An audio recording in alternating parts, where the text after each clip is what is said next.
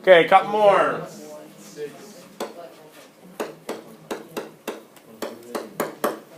Integral of 1 over x cubed to dx. Oh, this is, oh, I guess it's just negative 3, so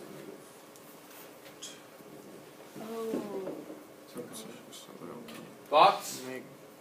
start with x to the negative second. Rewrite it. 1 over x cubed is really X to the negative third. x to the negative 3 power. Now here's the other thing that a lot of people goof up. Okay, when you do the antiderivative, what power is 1 higher than negative 3? Negative 2. 2. A lot of people make the mistake and make it negative 4. It's negative 2. Okay, crazy. negative 2 would be 1 higher than that. So I know I'm going to have x to the negative 2 in my answer. Okay. But I can't just do this. That would give me negative 2 x to the negative 3. I don't have negative 2 x to the negative 3. I just have negative 1. Or excuse me, I just have 1 x to the negative 3. So negative half. Negative half, yes. And don't forget the plus c. Maybe stop forgetting the plus c. So negative 1/2 x to the negative 2 plus c. Let's check it. What's negative 2 times negative 1/2? 1. 1. X to the 1 less power, so that'd be 1 x to the negative 3. That's what we had, so we're in good shape. Do you just put the half there because that cancels out? It's just 1. Yes, because you need to know that when you do the derivative of this, you got to get a 1 as your coefficient. And if you have negative 2 as your power, using the power rule, we know we have to take that power times the coefficient. So negative 2 times something has to give us 1. I see it. Okay? All right? Oh, yeah. Why'd you have to say it like that? Oh, then I guess it's just to the half power, so Square root x. 1 Rewrite it. X to the half. Wait. X to... There's where fractions are fun.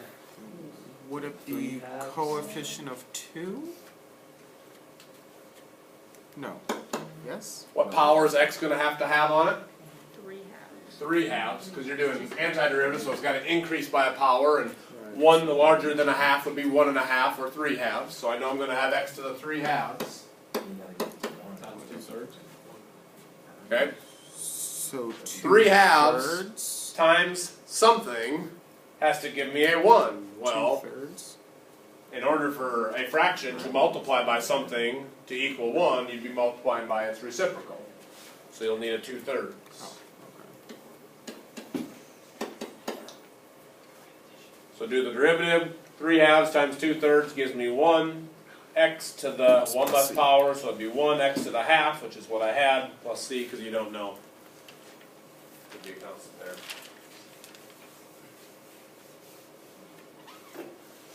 If this is starting to get a little difficult, work through that formula over and over again, because it does the work for you. Okay?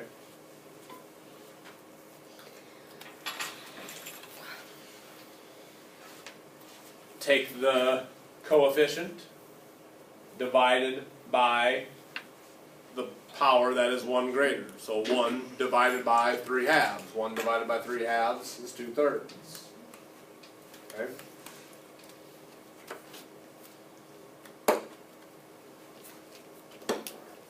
Show for it? Show for it? Or what's that? Antiderivative of 2 sine x dx. It would have to be a negative cosine x. And then, Nope. so negative 2 times negative cosine x? Isn't it just cosine? Or no? Well, Carmen, what do you think? Just say what you said. No big deal. Cosine, 2 cosine x. 2 cosine x. But wouldn't it have to be negative? Negative, yeah. Okay? So, what I'm getting at here, guys, is instead of worrying about rattling off the correct answer right away, okay, which I know you want to get it correct, but it's okay. So start there. Start with that, okay? And now work backwards. What is the derivative of 2 cosine x? Negative negative 2 sine x, because the coefficient just stays being multiplied by the derivative of whatever cosine x is. Remember, the derivative of cosine x is negative sine x. So 2 times a negative sine x would give me negative 2 sine x, right? Do I want negative 2 sine x? No, I want positive 2 sine x. So what's the only thing I need to change on my answer? Make it negative. Throw a negative sign in front of it, and then you have it. Okay? That is definitely something that I do a lot when I'm doing antiderivatives. I have a pretty good idea what it's going to be, so I'll write down what I think my answer is going to be. Okay? Then I do the derivative of what my answer is, and I see, am I right, or do I need to make a small change? And that change is usually just in the value of a coefficient, whether it might be positive or negative. Maybe I need to adjust that coefficient just a little bit. I don't just sit here and automatically know them. I almost always check to make sure that my antiderivative is correct by doing the derivative of what I think the antiderivative is. I think that's important. Okay? How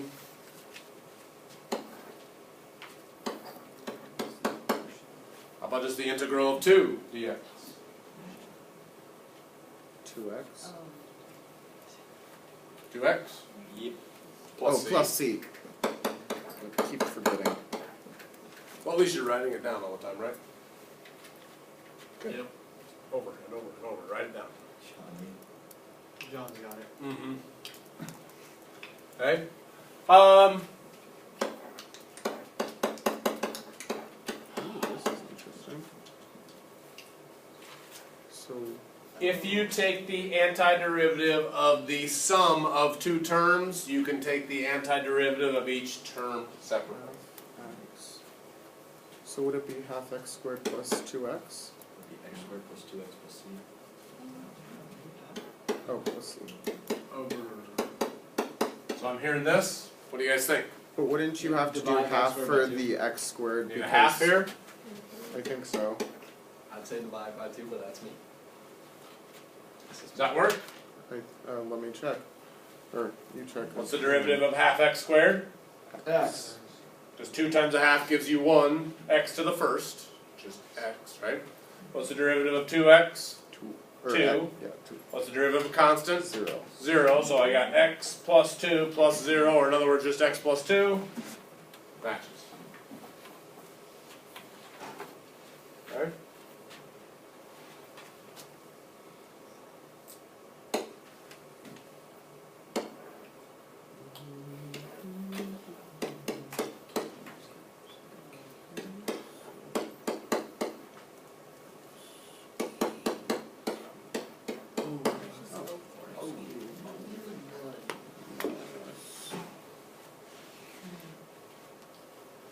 Let's give everybody a shot. Don't blurt out your answer. I'll let you work for about a minute, and then we'll see what we got. I wonder who you were talking to about that. No idea. Nobody.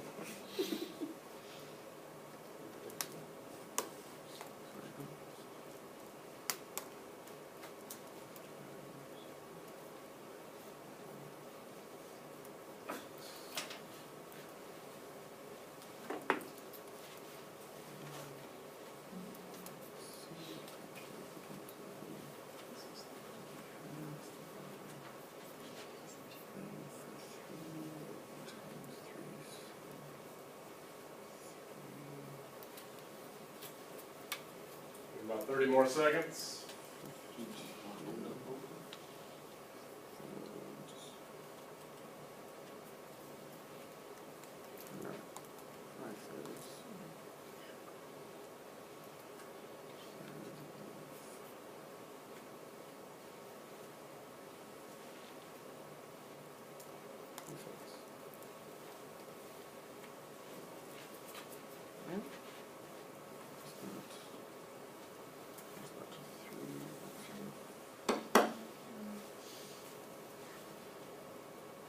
All right, Libby.